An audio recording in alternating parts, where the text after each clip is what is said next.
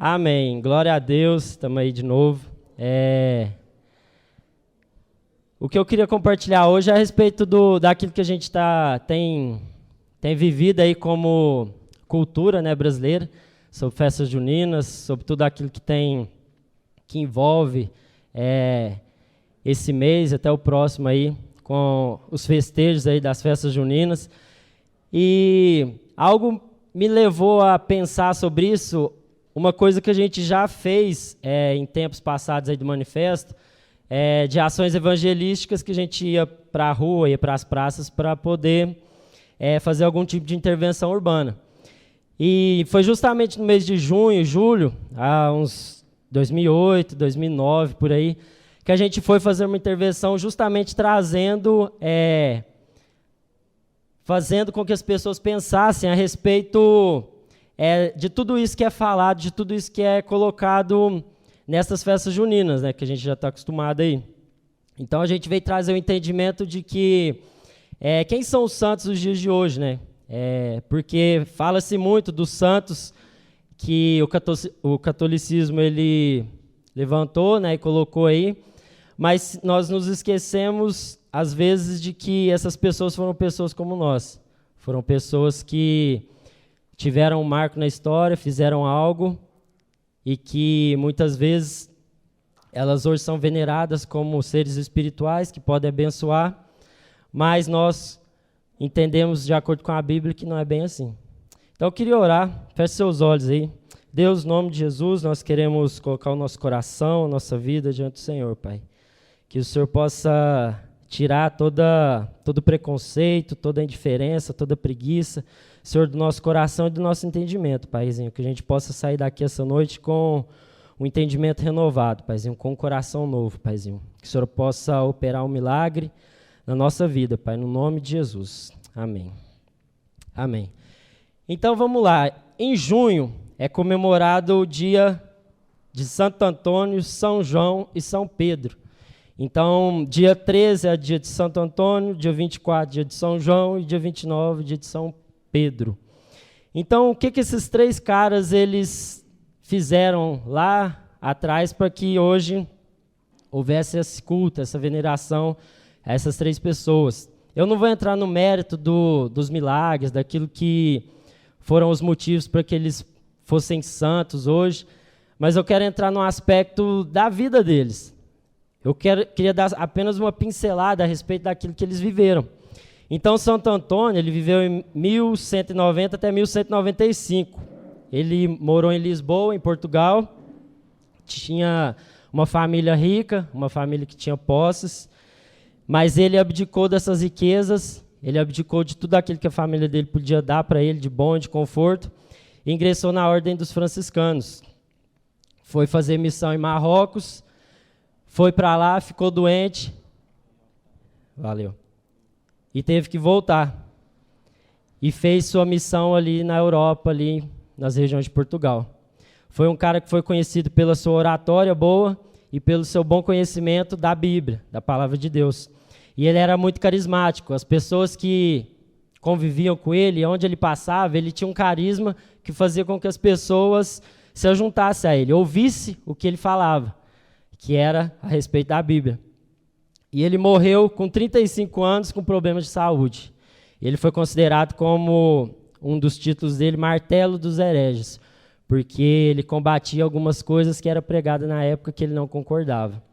Então foi um homem que viveu lá na sua época e deixou um marco, deixou uma história, deixou algo para que hoje a gente pudesse se lembrar. E o próximo é São João.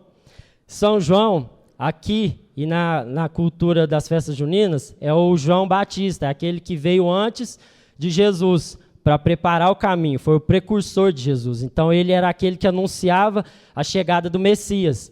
Então ele foi o cara que batizou Jesus.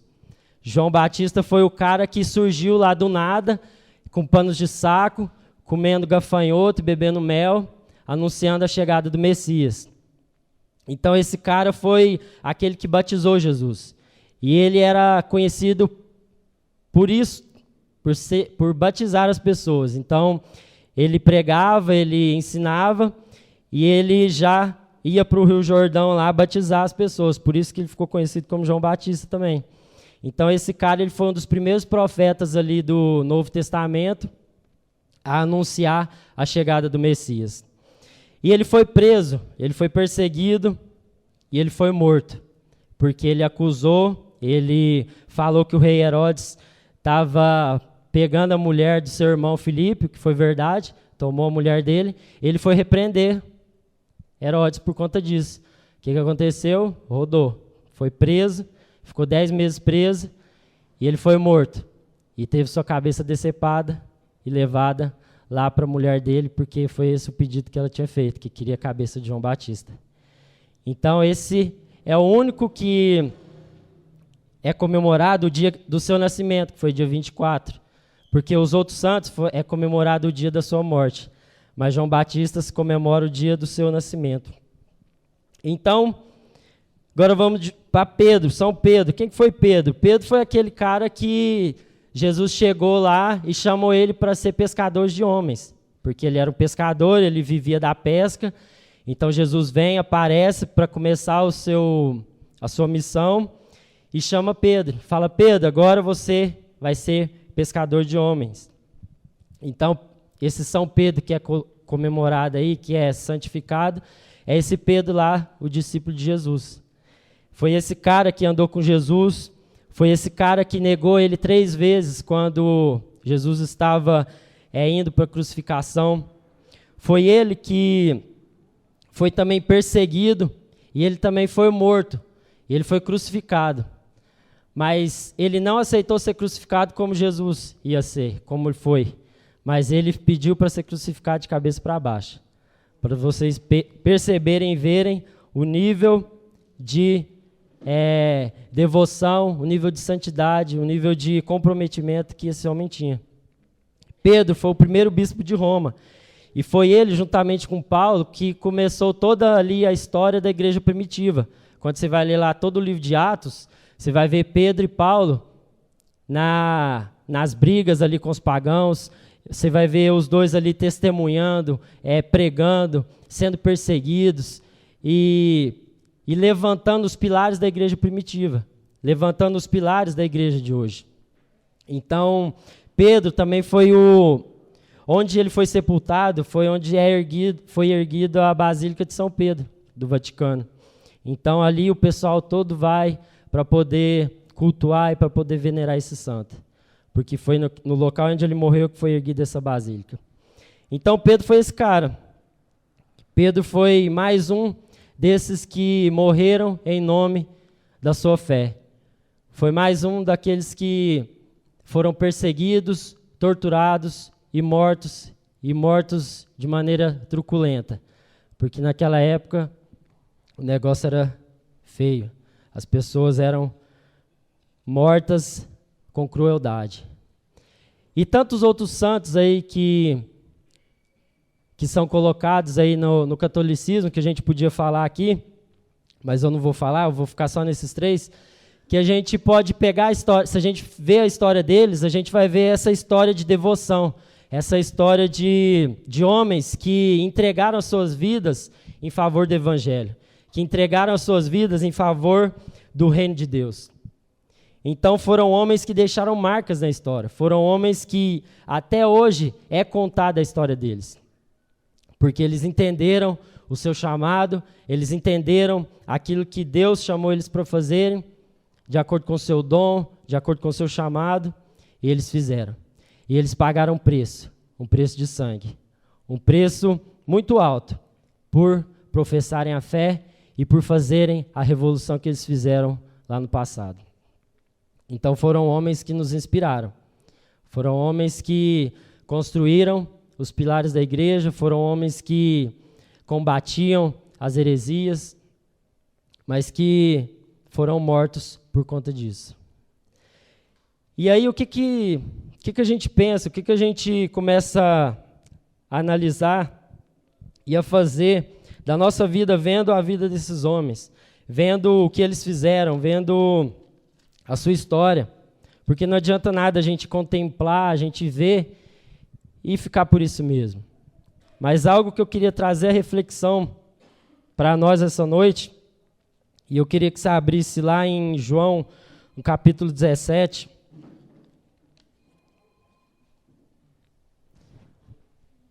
Evangelho de João, capítulo 17.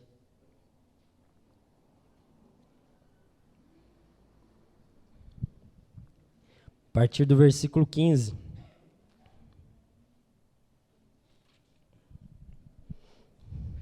Porque quando a gente fala de santo, quando a gente fala de pessoas santas, a gente precisa desconstruir algumas coisas na nossa mente, no nosso coração, que às vezes nós fomos ensinados errados, que às vezes causa uma confusão.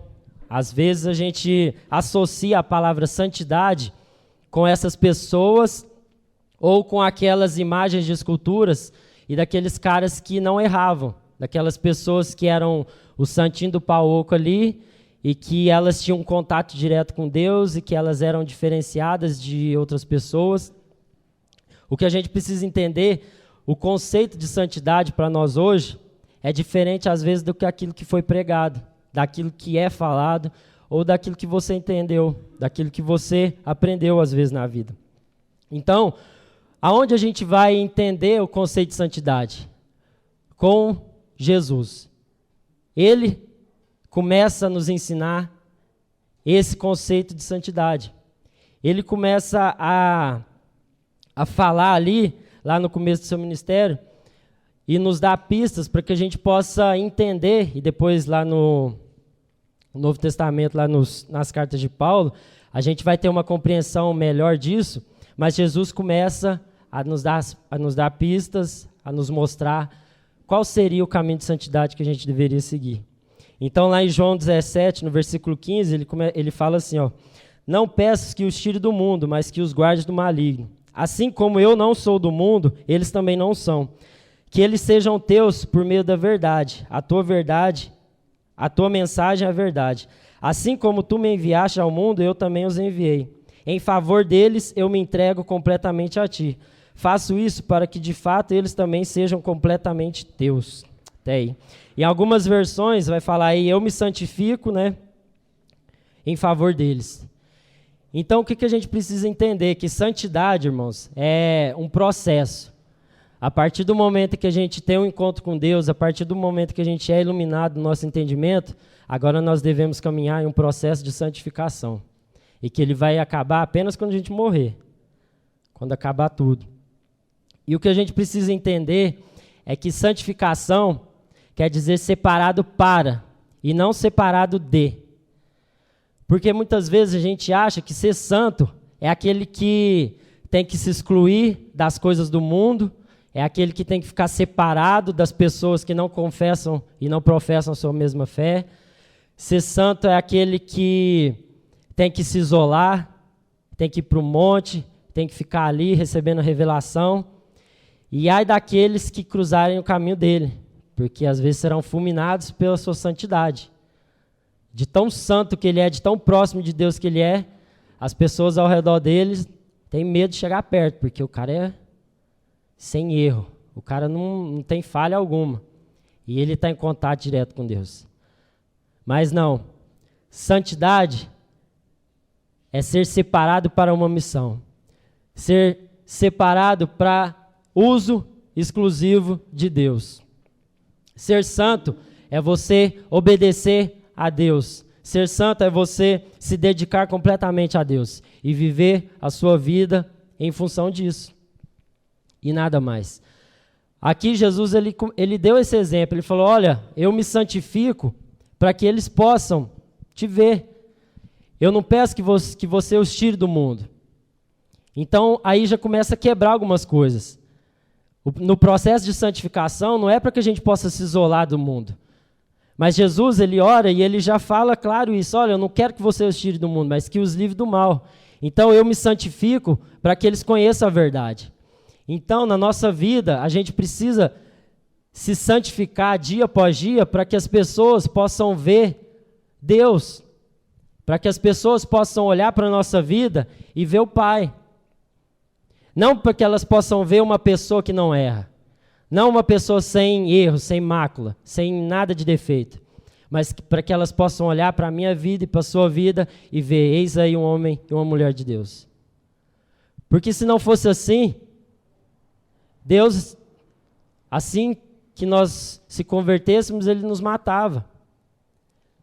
Porque se fosse para resolver o nosso problema, era fácil. Ele vinha e pum, acabou.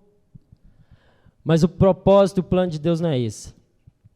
O propósito é para que essa palavra, esse evangelho, esse amor, isso tudo aquilo que nós temos vivido e que você e eu temos experimentado, ele possa alcançar outros.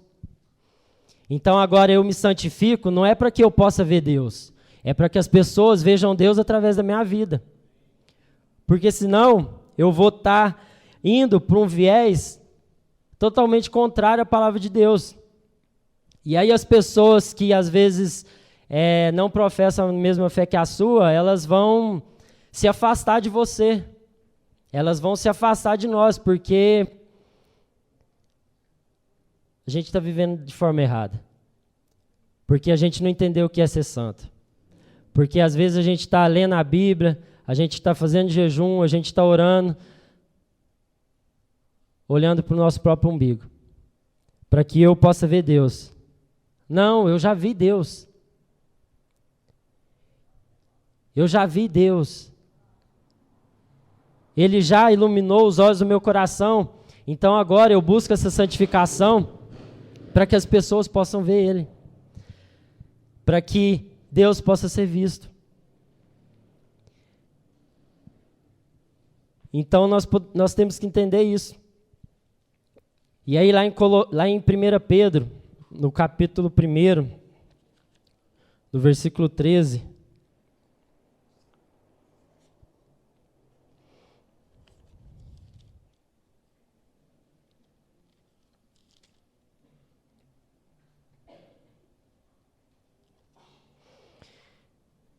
e esse Pedro aqui é esse Pedro que virou santo aí, o apóstolo de Cristo, na sua carta, ele fala isso, ele fala lá no capítulo 1, no versículo 13. Portanto, estejam prontos para agir, continuem alertas e ponham toda a sua esperança na bênção que será dada a vocês quando Jesus Cristo for revelado.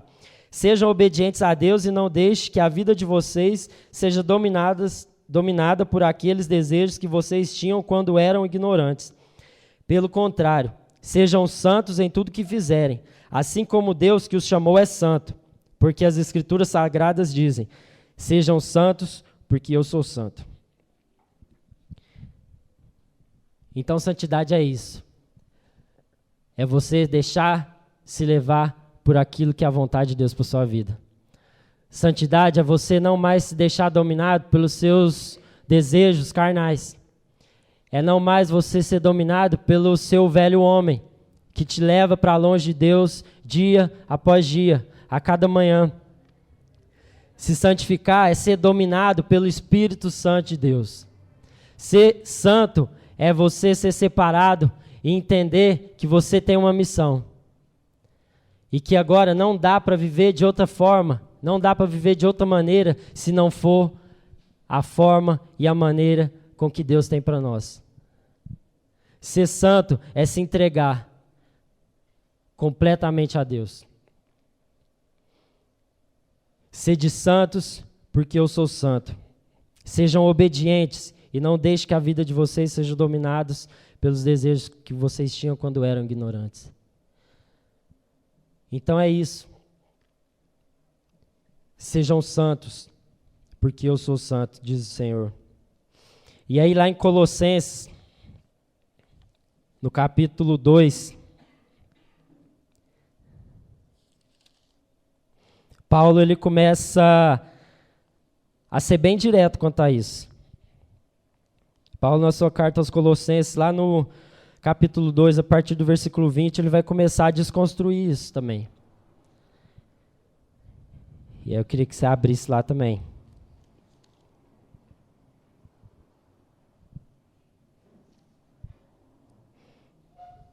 Colossenses 2, a partir do versículo 20. Vocês morreram com Cristo e por isso estão livres dos espíritos maus que dominam o universo. Então, por que é que vocês estão vivendo como se fosse deste mundo? Não obedeçam mais a regras como essas. Não toque nesta coisa, não prove aquela, não pegue naquela. Todas essas proibições têm a ver com coisas que se tornam inúteis depois de usadas. São apenas regras e ensinamentos que as pessoas inventam. De fato, essas regras parecem ser sábias, ao exigirem a adoração forçada aos anjos, a falsa humildade e a um modo duro de tratar o corpo. Mas tudo isso não tem nenhum valor para controlar as paixões que levam à imoralidade. Então, o que ele está falando aqui? Que, olha, não adianta a gente querer baixar um decreto, colocar leis e regras para que vocês possam seguir, dizendo que você pode, que você não pode, porque isso não vai surtir efeito nenhum. Se o seu entendimento, se o seu coração não for transformado. Porque às vezes de tanto a gente falar que não pode, não pode, não pode, você vai fazer. Você vai cair pela curiosidade, pelo medo, pela pressão, pelo que as pessoas dizem. E aí as consequências, cada um vai colher de acordo com aquilo que fez. Mas quando nós somos transformados no nosso entendimento, quando o nosso coração, quando a nossa mente, ela tem a chave virada, nós entendemos que o que Deus tem para a nossa vida é o melhor. E que aquilo que está aqui na palavra dele, aquilo que ele deixou para que a gente pudesse seguir, é o melhor. Independentemente se a sociedade fala o contrário. Independentemente se seus amigos estão tendo uma prática totalmente contrária à sua. E aí, às vezes, para ser aceito no seu grupo, você faz. Você começa a praticar coisas que Deus condena, que Deus não aprova. Então, nós precisamos ter o nosso entendimento transformado. Porque não adianta eu falar o que você pode e o que você não pode, se o seu coração ele não for transformado. E às vezes a gente vê os reflexos disso. De pessoas que vieram de ambientes que eram rígidos demais quanto a isso e que foram totalmente massacradas pelas experiências da vida. Pessoas que vieram de realidades religiosas em que elas eram impostas aquilo que elas podiam ou não fazer e que elas não foram libertas no seu entendimento das coisas que Deus queria se revelar a elas. Então, são práticas que parecem espirituais. Namoro de corte e tantas outras coisas que a gente vê por aí. São coisas que aparentam uma santidade, mas que na verdade não revelam nada. Mas que no fundo não transformam, não mudam o entendimento. E aí ele continua lá. Vocês foram ressuscitados com Cristo, portanto ponham o seu interesse nas coisas que são do céu, onde Cristo está sentado, ao lado direito de Deus. Pensem nas coisas lá do alto e não nas que são aqui da terra, porque vocês já morreram e a vida de vocês está escondida com Cristo, que está unido com Deus. Cristo é a verdadeira vida de vocês, e quando Ele aparecer, vocês aparecerão com Ele e tomarão parte na sua glória. Portanto, matem os desejos desse mundo, que agem em vocês, isto é, a imoralidade sexual, a indecência, as paixões más, os maus desejos e a cobiça, porque a cobiça é um tipo de idolatria. Pois é por causa dessas coisas que o castigo de Deus cairá sobre os que não lhe obedecem. Antigamente, a vida de vocês era dominada por esses desejos, e vocês viviam de acordo com eles. Mas agora, lembre-se de tudo isso, da raiva, da paixão, livrem-se de tudo isso, da raiva, da paixão e dos sentimentos de ódio. E que não saia da boca de vocês nenhum insulto e nenhuma conversa indecente. Não mintam uns para os outros, pois vocês já deixaram de lado a natureza velha com os seus costumes. Se vistam com uma nova natureza. Essa natureza é a nova pessoa que Deus, o seu Criador, está sempre renovando para que ela se torne parecida com Ele, a fim de fazer com que vocês o conheçam completamente. Como resultado disso, já não existem mais judeus e não judeus, circuncidados e não circuncidados, não civilizados, selvagens, escravos ou pessoas livres. mas Cristo é tudo e está em todos. Vocês são o povo de Deus, Ele os amou e os escolheu para serem dele. Portanto, vistam-se de misericórdia, de bondade, de humildade, de delicadeza, de paciência. Não fiquem irritados uns com os outros e perdoem uns aos outros, caso alguém tenha alguma queixa contra seu irmão, contra outra pessoa. Assim como o Senhor perdoou vocês, perdoem uns aos outros. E acima de tudo, tenham amor, pois o amor une perfeitamente todas as coisas. E a paz que Cristo dá dirige vocês nas suas decisões, pois foi para essa paz que Deus os chamou, a fim de formarem um só corpo. E sejam agradecidos, que a mensagem de Cristo, com toda a riqueza, viva no coração de vocês. Ensinem e instruam uns aos outros com toda a sabedoria. Cantem salmos, hinos e canções espirituais. Louvem a Deus com gratidão no coração. E tudo o que vocês fizerem ou disserem, façam em nome do Senhor, e por meio dele agradeçam a Deus, o Pai. Então vocês percebem aqui que depois dele dar esse start de falar que aquelas práticas, aquelas regras de pode, não pode, elas não surtem efeito, ele começa a falar um monte de coisa, um monte de princípios que vão muito mais além daquilo que eu posso falar para você fazer ou não fazer. Então ele lembra a nós que para que a gente possa viver um caminho de santidade, nós precisamos matar o nosso velho homem, dia após dia. Não tem como nós queremos ser santos se nós formos pelos nossos próprios esforços. Se a gente com o nosso próprio braço, com a nossa própria vontade, a gente querer isso. Porque primeiro, a nossa natureza ela não vai querer, porque vai nos exigir muita coisa.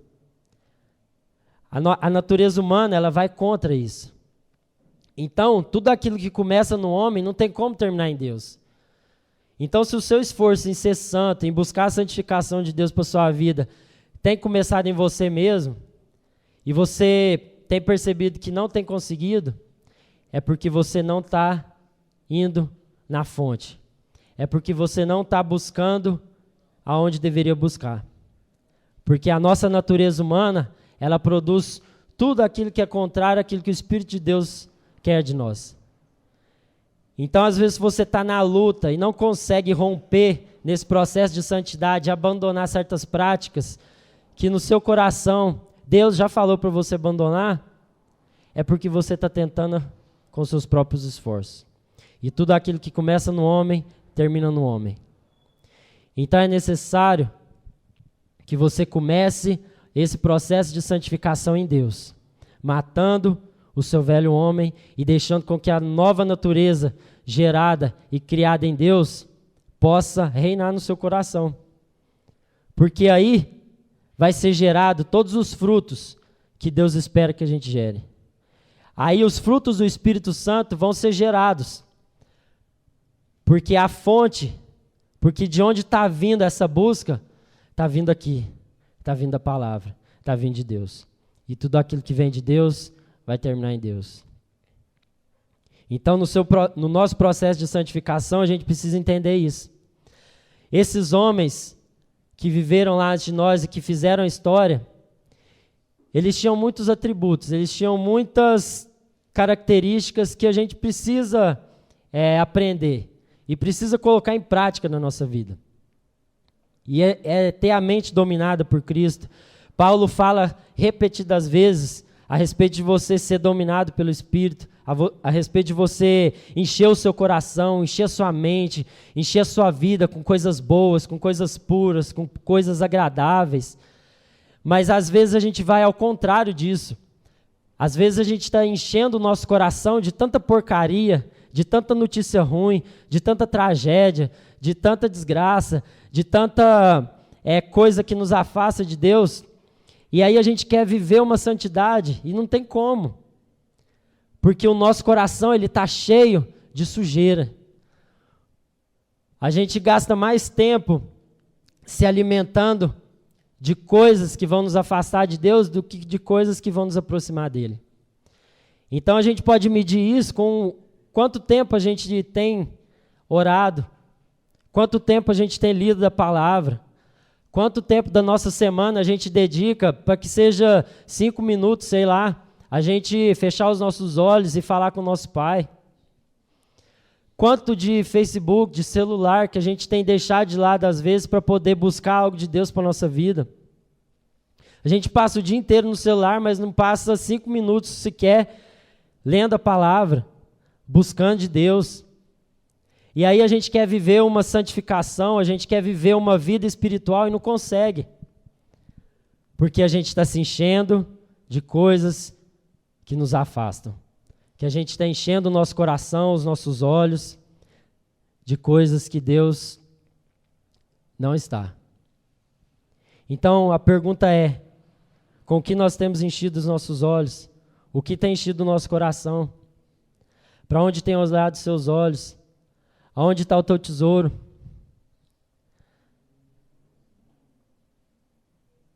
Porque esses caras, eles entenderam que para viver uma vida dedicada a Deus, eles precisavam de muita oração. Eles precisavam de muita devoção. Eles precisavam de muito estudo da palavra de Deus. Porque eles estavam expostos aos mesmos pecados que nós estamos. Eles não eram diferentes. Eles não eram super pessoas espirituais, mas eram homens que estavam sujeitos às mesmas coisas que a gente. Mas eles entenderam que para que eles pudessem viver uma vida completamente dedicada a Deus, eles precisavam de disciplina. Eles iriam precisar de ser perseverantes. Eles iriam precisar de ser gratos a Deus em qualquer situação. Pensam a vida desses caras lá sendo perseguidos, sendo ameaçados de morte. E hoje a gente tem uma liberdade, hoje a gente tem o privilégio de poder professar a nossa fé com alegria, sem entrar um doido aqui e tacar fogo na igreja e matar todo mundo. Mas a gente não dá valor, a gente menospreza, a gente faz corpo mole. E aí a gente vai vivendo a nossa vida conforme aquilo que a gente quer mesmo. Conforme a nossa mente e o nosso coração vai seguindo. E aí, ao invés da gente deixar a nossa vida ser levada pela palavra de Deus, a gente vai cantando aquela música, né, do Zeca Pagodinho, deixa a vida me levar. E aí você vai ver onde a vida vai te levar, se deixar te levar. Deixe com que Deus leve a sua vida. Deixe com que a palavra, ela enraize no seu coração, para que você possa viver uma vida completamente dedicada a Ele. E isso não quer dizer que você vai precisar de largar o serviço, vai precisar não fazer mais nada da vida e ser um missionário de tempo integral, de ser como eles foram, de se dedicar exclusivamente a isso. Às vezes não. Então, o nosso chamado é para que nós possamos ser santos aonde Deus nos colocar. No seu trabalho, na sua faculdade, na sua escola, na sua família, no seu casamento, no seu namoro. Será que esses atributos, será que esse entendimento você tem levado nos diversos níveis de relacionamento que você tem? Ou é só aqui na igreja? Ou é só aqui no prédio? Ou em que você coloca uma máscara, aparenta ser algo, e as pessoas acreditam naquilo? Você posta só aquilo que convém lá no Facebook, as melhores fotos, as melhores poses, e aparenta algo, mas na verdade você está longe disso tudo. Então, como tem sido a nossa vida? Aonde estão os santos dos dias de hoje? Essa é a pergunta. Aonde estão aqueles que as pessoas estão olhando e vendo Cristo? Aonde estão aqueles em que as pessoas vão olhar para o seu casamento e vão se inspirar, e vão ter esperança, e vão acreditar que é possível viver uma vida marital? Aonde estão aqueles que vão ensinar os seus filhos a andar no caminho de Deus? Aonde estão? Porque o mundo está cansado de discurso, velho. As pessoas aí fora, elas estão cansadas de escutar as pessoas falar no ouvido delas. Porque de discurso tem muita gente falando. Está na televisão, está no rádio, está nos outdoors, está em tudo. Mas as pessoas, elas estão carentes de exemplos, de modelos, de inspiração. Quantas pessoas você tem inspirado? Você é conhecido por ser um cara, uma mina que ama Jesus? Você é conhecido por ser uma pessoa que vive segundo aquilo que você professa? Porque falar que é cristão ou evangélico hoje é motivo de piada. Porque muitos estão envergonhando o nome de Deus. Falar que ser cristão hoje é ser motivo de ser caloteiro, mentiroso, adúltero, pedófilo. Por conta de pessoas, por conta da mídia, que pega alguns exemplos e jogam e fazem o estereótipo. Mas quando as pessoas encontrarem com aqueles que são verdadeiros, elas vão ter uma imagem diferente. Quando as pessoas olharem para aqueles que são de verdade, elas vão saber quem são os de mentira. Então, no nome de Jesus, irmãos, que a gente possa entender isso e viver isso integralmente. Porque o mundo precisa de santos. Porque hoje o mundo está carente daqueles que vão marcar a história. Então, outra pergunta que eu faço: se você morrer hoje, qual o seu legado? O que as pessoas vão falar de você? Qual o legado que você tem deixado na sua geração? Ou você está passando desapercebido pelos lugares que você vai? Ou você está sendo um agente secreto de Deus com medo do que as pessoas vão falar? Qual é o seu legado? O que você tem deixado? Quais são os seus discípulos? Quais são as pessoas que olham para a sua vida e se espelham e acreditam naquilo que você fala, naquilo que você diz? Porque não adianta nada a gente apontar um caminho e a gente não percorrer ele. Não adianta nada eu apontar um caminho de santificação se no meu namoro eu não levo um namoro de acordo com os padrões de Deus. Não adianta eu falar que casamento é de Deus se o meu casamento está uma droga. Não adianta eu ficar apontando algo e não viver isso, e não percorrer isso. Não adianta eu falar que é possível viver uma vida em santidade segundo a palavra de Deus se eu não tenho sido santo, se eu não tenho buscado isso para a minha vida. Então, o que nós temos feito? Qual tem sido o nosso discurso? O que nós temos postado aí nas redes sociais? Porque ser militante e ser filósofo do Facebook é igual ser banqueiro lá do Banco Imobiliário, né? Ter muito dinheiro lá no Banco Imobiliário, não adianta nada. Então, o que você tem sido?